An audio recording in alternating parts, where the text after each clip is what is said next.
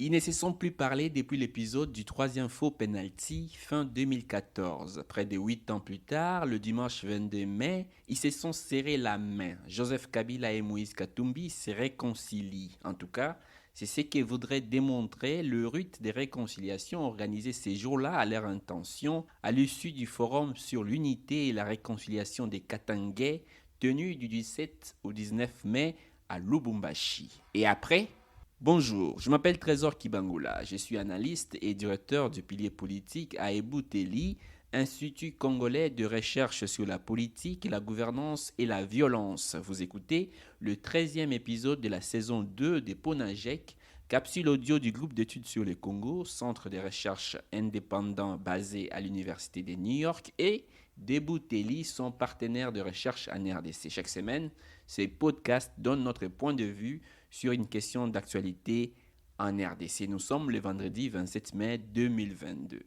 Côté face, le forum interkatangais a refusé toute connotation politique. Il n'était question que de discuter de différentes causes des conflits et divisions entre filles et fils du Katanga. D'ailleurs, sur les 7 pages de la déclaration finale de ces assises organisées par Monseigneur Fulgence Mouteba, archevêque de Lubumbashi, les noms de Moïse Katumbi et de Joseph Kabila n'apparaissent nulle part. Il faut dire que, depuis plusieurs années maintenant, le Katanga ne parle plus un même langage. Les ressortissants de la partie nord de la région, essentiellement des Balobakat, se plaignent d'avoir été délaissés lorsque l'entité était dirigée par des gouverneurs originaires du sud. Et ils ont longtemps accusé ces derniers de n'avoir développé que chez eux le sud. Dans leur viseur, le puissant Augustin Katumba Mwanké, aujourd'hui décédé, éminence grise de Joseph Kabila et gouverneur du Katanga entre 1998 et 2001, mais aussi Moïse Katumbi, il est protégé de Katumba Mwanké et dernier gouverneur élu du Katanga entre 2007 et 2015. Mais cette lecture nordiste omet de rappeler que les Balubakat et les autres membres des tribus du Nord Katanga ont et aussi occupé des postes très importants à Kinshasa sous Kabila lui-même Lubakat. Toujours est-il que ces clivages s'accentuent lorsque Katumbi s'oppose fin 2014 aux velléités de Kabila de briguer un troisième mandat, appelant les Congolais à s'élever contre cet éventuel troisième faux penalty. Dès 2015, Kabila accélère alors le processus de découpage. Les Katanga est démembré en 4 provinces, espérant entre autres fragiliser Katumbi. Plus que jamais, l'espace katangais se retrouve tiraillé entre deux blocs, celui des Kabila et celui des Katumbi. Une division que le forum de Lubumbashi s'est attelé à mettre fin.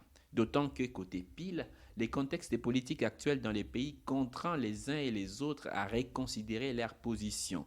Fin 2020, les deals entre l'ancien président Kabila et son successeur Félix Tshisekedi a volé un éclat. Le chef de l'État est parvenu à inverser les rapports de force, reprenant au passage à son ex-allié le contrôle du Parlement, du gouvernement, voire de la Cour constitutionnelle. Katumbi, qui est venu appuyer Tshisekedi dans ses bras de fer contre Kabila, a beau rester officiellement dans l'union sacrée de la nation, coalition au pouvoir, mais tous les signaux indiquent que l'ancien gouverneur n'y croit plus. Des réformes électorales consensuelles promises par les pouvoirs ressemblent désormais à des chimères et des accords politiques n'ont pas été respectés. Conséquence, des rapprochements qui semblaient inimaginables il y a quelques mois deviennent des hypothèses de travail.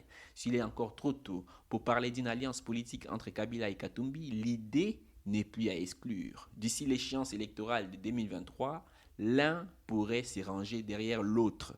Mais qui? Indice du proche collaborateur de l'Inde et des hommes, lorsqu'il était au sommet de son art, Trésor Mputu, balle au pied, faisait souvent semblant d'aller à droite avant d'offrir une passe décisive à Kaluituka Dioko à gauche. En attendant, rejoignez notre fil WhatsApp en envoyant JEC ou Ebouteli au plus 243 894 110 542 pour recevoir Pona JEC chaque vendredi sur votre téléphone. À bientôt.